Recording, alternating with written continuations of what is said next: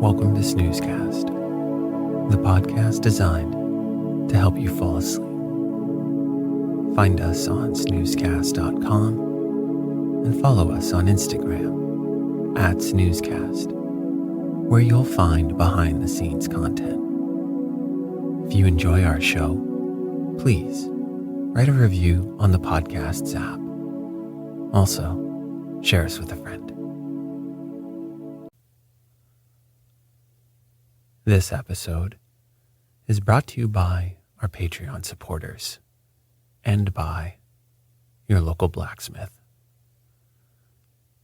Tonight, we'll read the story, The Adventure of the Speckled Band, from The Adventures of Sherlock Holmes, published in 1891 and written by Sir Arthur Conan Doyle. The story tells of Helen Stoner, a soon-to-be married young woman who suspects her stepfather may be trying to retain control of her inheritance. Convinced of her stepfather's intentions, she turns to Holmes for help. The Speckled Band is a classic locked room mystery that deals with the themes of parental greed, inheritance, and freedom. Tinged with Gothic elements, it is considered by many to be one of Doyle's finest works, with the author himself calling it his best story.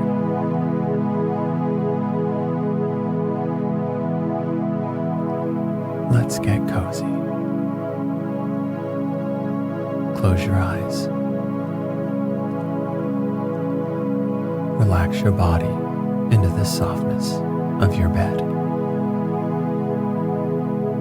Now, take a few deep breaths.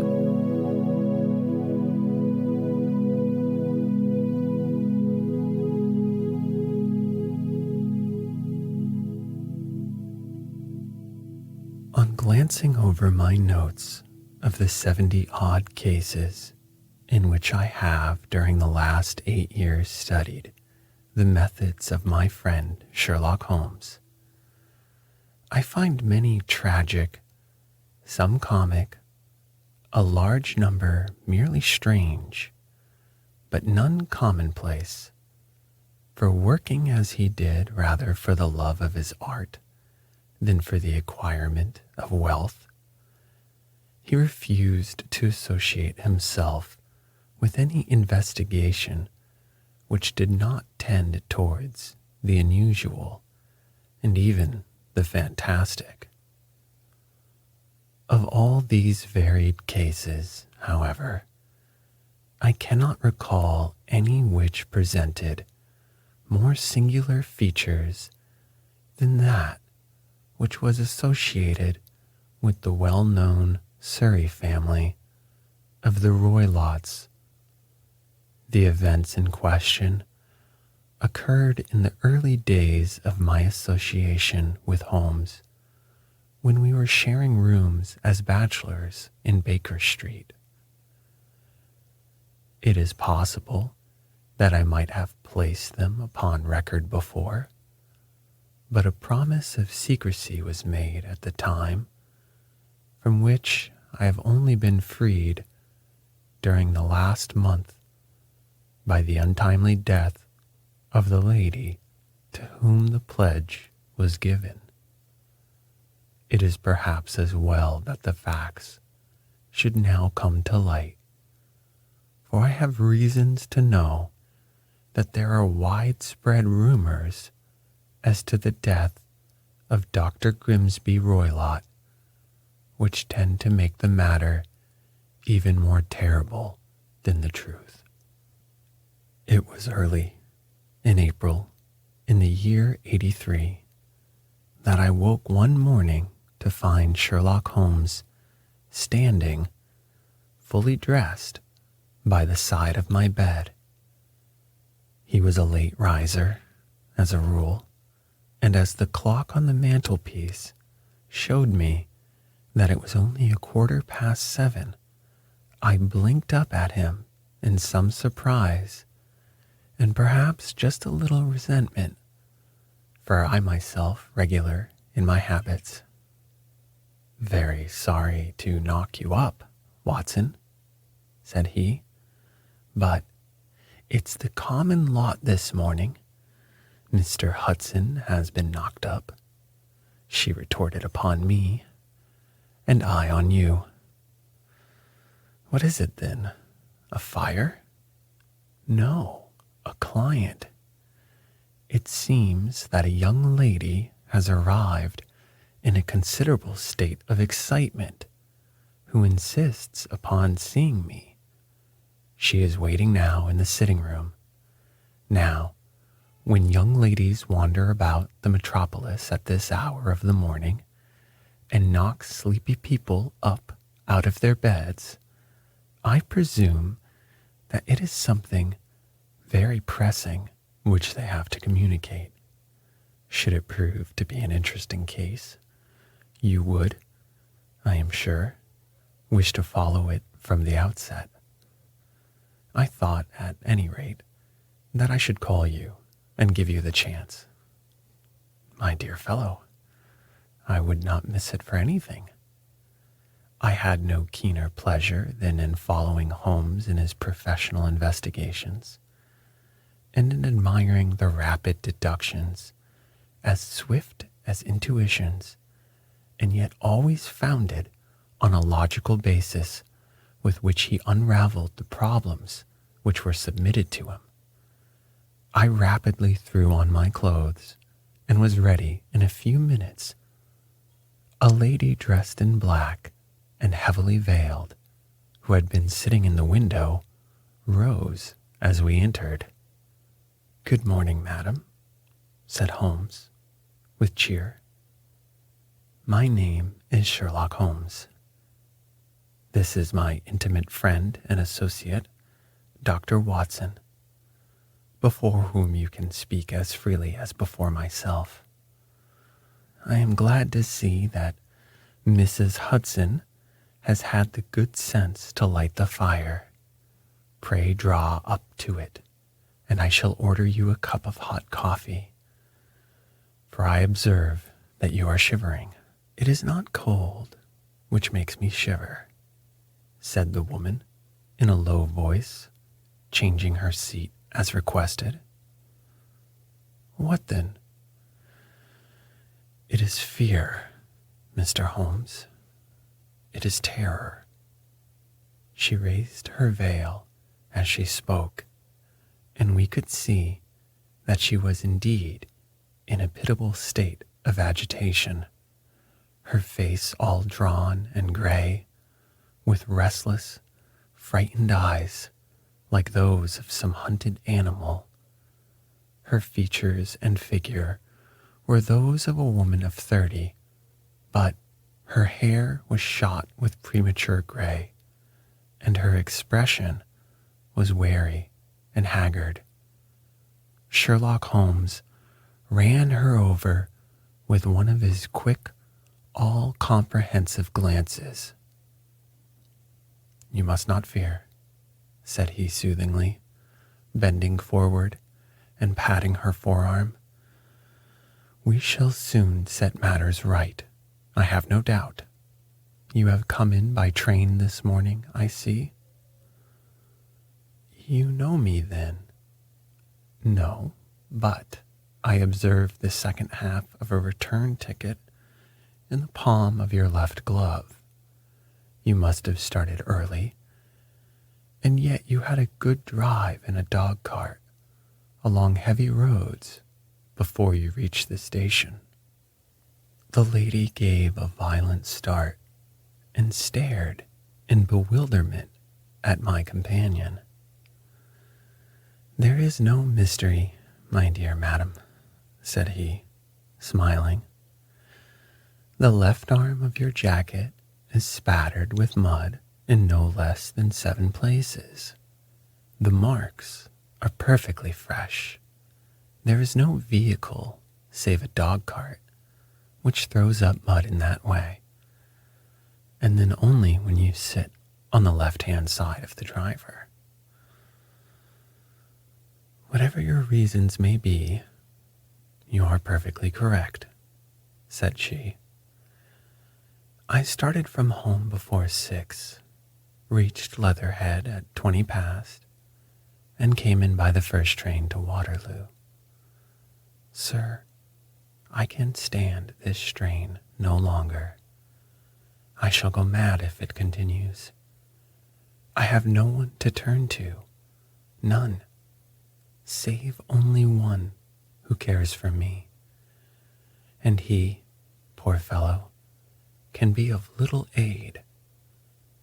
I have heard of you, Mr. Holmes.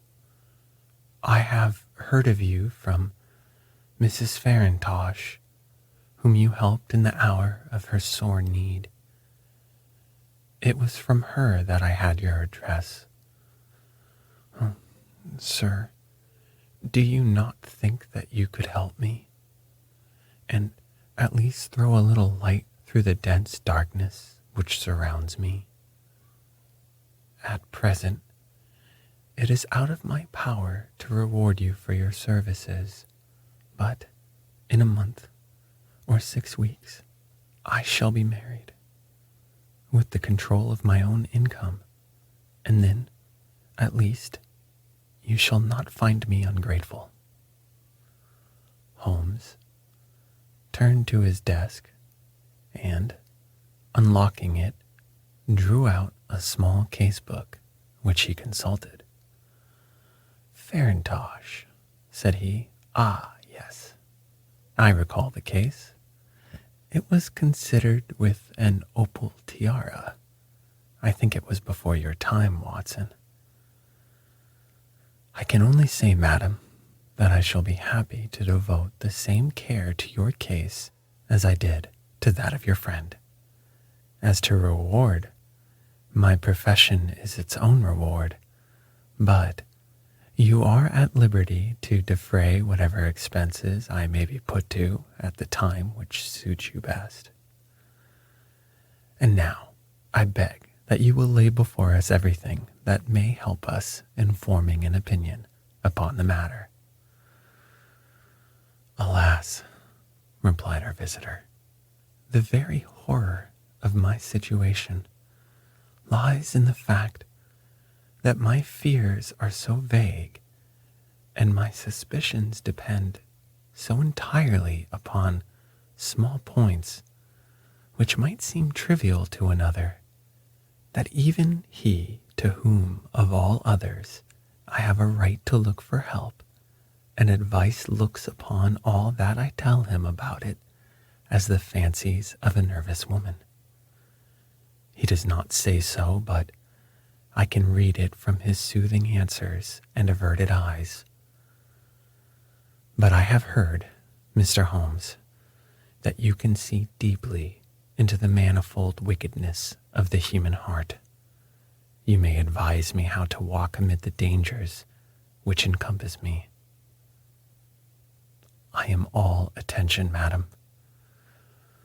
My name is Helen Stoner, and I am living with my stepfather, who is the last survivor of one of the oldest Saxon families in England, the Roylotts, on the western border of Surrey.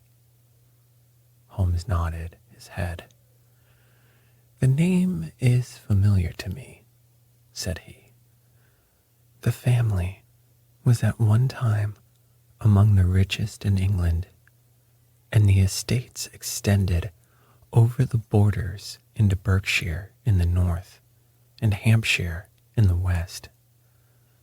In the last century, however, 4 successive heirs were of a dissolute and wasteful disposition, and the family ruin was eventually completed by a gambler in the days of the Regency.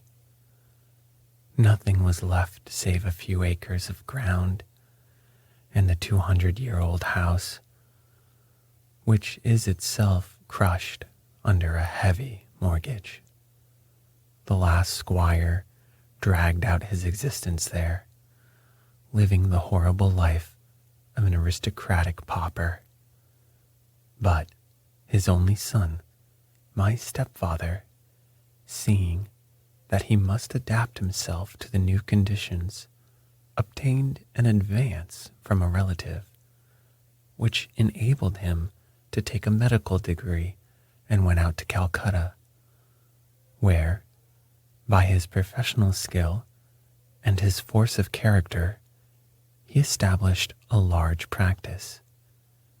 In a fit of anger, however, caused by some robberies which had been perpetrated in the house, he beat his butler to death and narrowly escaped a capital sentence. As it was, he suffered a long term of imprisonment and afterwards returned to England a morose and disappointed man. When Dr. Roylott was in India, he married my mother, Mrs. Stoner, the young widow of Major General Stoner. My sister Julia and I were twins, and we were only 2 years old at the time of my mother's remarriage. She had a considerable sum of money, not less than £1,000 a year, and this she bequeathed to Dr. Roylott entirely while we resided with him, with a provision that a certain annual sum should be allowed to each of us in the event of our marriage. Shortly after our return to England, my mother died.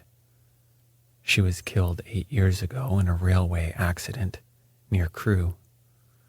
Dr. Roylott then abandoned his attempt to establish himself in practice in London and took us to live with him in the old ancestral house at Stoke Moran.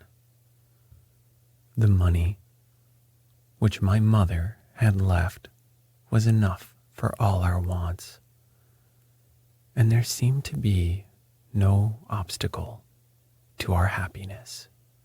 But a terrible change came over our stepfather about this time.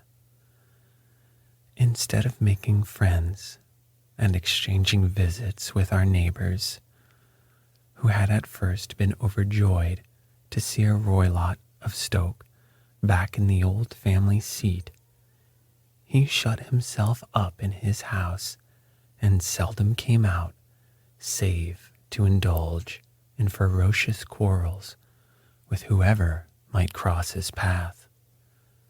Violence of temper approaching to mania has been hereditary in the men of the family, and in my stepfather's case, it had, I believe, been intensified by his long residence in the tropics. A series of disgraceful brawls took place, 2 of which ended in the police court, until at last he became the terror of the village, and the folks would fly at his approach, for he is a man of immense strength and absolutely uncontrollable with his anger. Last week, he hurled the local blacksmith over a parapet into a stream, and it was only by paying over all the money which I could gather together that I was able to avert another public exposure. He had no friends at all, save the gypsies, and he would give these gypsies leave to encamp upon the few acres of bramble-covered land which represent the family estate, and would accept in return the hospitality of their tents, wandering away with them sometimes for weeks on end. He has a passion also for Indian animals, which are sent over to him by a correspondent, and he has at this moment a cheetah and a baboon, which wander freely over his grounds and are feared by the villagers almost as much as their master. You can imagine, from what I say, that my poor sister Julia and I had no great pleasure in our lives. No servant would stay with us, and for a long time we did all the work of the house. She was but 30 at the time of her death, and yet her hair had already begun to whiten, even as mine has. Your sister is dead, then? She died just 2 years ago, and it is of her death that I wish to speak to you. You can understand that, living the life which I have described, we were little likely to see anyone of our own age and position. We had, however, an aunt, my mother's maiden sister, Miss Honora Westvale, who lives near Harrow, and we were occasionally allowed to pay short visits at this lady's house. Julia went there at Christmas 2 years ago and met there a half-pay major of Marines to whom she became engaged. My stepfather learned of the engagement when my sister returned and offered no objection to the marriage. But within a fortnight of the day which had been fixed for the wedding, the terrible event occurred, which has deprived me of my only companion. Sherlock Holmes had been leaning back in his chair with his eyes closed and his head sunk in a cushion, but he half opened his lids now and glanced across at his visitor. Pray, be precise as to details, said he. It is easy for me to be so. For every event of that dreadful time is seared into my memory. The manor house is, as I have already said, very old, and only one wing is now inhabited. The bedrooms in this wing are on the ground floor, the sitting rooms being in the central block of the buildings. Of these bedrooms, the first is Dr. Roylott's, the second, my sister's, and the third, my own. There is no communication between them, but they all open out into the same corridor. Do I make myself plain? Perfectly so. The windows of the 3 rooms open out upon the lawn. That fatal night, Dr. Roylott had gone to his room early, though we knew that he had not retired to rest, for my sister was troubled by the smell of a strong cigar which it was custom for him to smoke. She left her room and came into mine, where she sat for some time chatting about her approaching wedding. At 11 o'clock, she rose to leave, but she paused at the door and looked back. Tell me, Helen, said she, have you ever heard anyone whistle in the dead of the night? Never, said I. I suppose that you could not possibly whistle yourself in your sleep. Certainly not, but why?